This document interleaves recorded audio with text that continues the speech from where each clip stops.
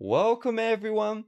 iOS 27 is now available to the iPhone 11 in beta format. And this is such an incredible update. Even though this is a beta, I'd highly recommend updating right now. And I'll have my beta update tutorial in the description. And so the first reason why you want to update immediately is because Apple in their WWDC, they said in plain English, iOS 26 is slow. It doesn't run well. And so they have given the iPhone 11 their claim 30% faster performance. And I do have iOS 27 running in my iPhone 11, and I can confirm this is 30% faster.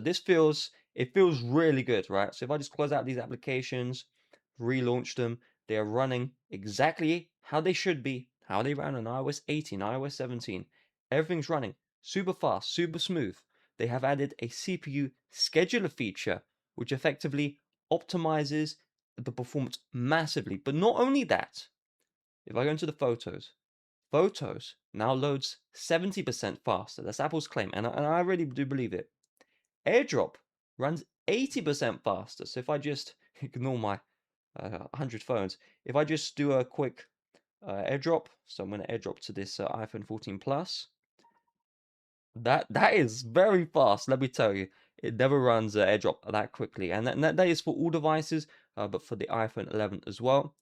The battery life as well, they have gone out of their way to fix the battery drain that was present in iOS 26. So even though I've freshly updated to iOS 27 beta 1, typically when you update or just you're running iOS 26, it shows battery drain is more like batteries draining faster than normal. That is not showing on iOS 27. Typically, a fresh update is meant to, slow things down temporarily, make the battery hot. The battery is a little warm, but it's not hot. They have done an incredible job with this software update. That alone is crazy. Now, the next thing is the liquid glass. So, if I go into my photos, you can see the liquid glass feature right here. In fact, you can't see it because you can now fully customize liquid glass. And if you want, you can just disable it outright in the software settings. So, if I go into my settings here, we have this new appearance feature. So originally liquid glass was in display and brightness. They have now added a appearance option in settings. And if I go into liquid glass here, you can see this one right here. You have a full-on slider. So before it was clear and glossy or tinted or tilted, something like that. Now you can just slide it to whatever you want. You can just fully slide it. You have a full-on slider. So fully to the left, full liquid glass feature.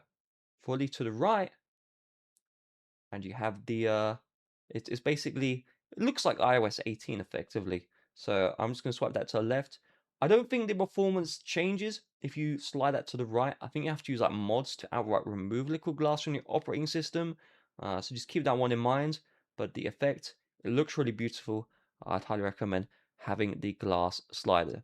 Now, if I go into the photos here and I go into collections, they've changed the shared album feature. So you can see how my shared albums here. You can now share albums. And if I just share the link, so if I just get the link up here, you can see you have the invite participants option. And in the past, you could only invite other iPhone, users, iOS users. With iOS 27, you can now share to Windows users, you can share to Mac users. That really is a beautiful thing. So you can share to those guys as well. Now, you might have heard the brand new Siri relaunch has happened. So if I get my iPhone 17 Pro Max here, you can see if I go to the settings, you have the new Siri. But on iPhone 11, you will not get that. So if I go into my Siri option, we don't have the AI Siri with Google Gemini. It's just the old Siri. And if I press the power button, you can see it has the old look. There's no AI features that came with Siri. And that was a large chunk of the iOS 27 features that they announced outright. This mostly is just a performance boost. There are some small changes as well. So if I go to the pound volume down, you can see they've changed the slide to power off look. You can see it does look better. They've also changed some app icons. I haven't noticed them, but some app icons are changed. They're trying to make it look as much as macOS Big Sur. So that's what they're trying to do. And they've also improved the Spotlight search feature. So searching for apps works better.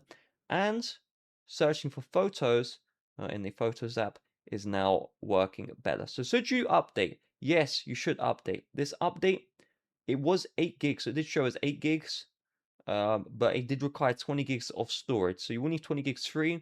It does give you an option to optimize the storage. I'd highly recommend updating. This is a massive update for the iPhone 11. Now, real quick, YouTube don't promote my videos like they used to. So if you found this video useful, it really would mean the world to me if you hit the like button down below and just left a comment saying, hey, I found this video useful, thank you. Have a nice rest of your day. Bye bye.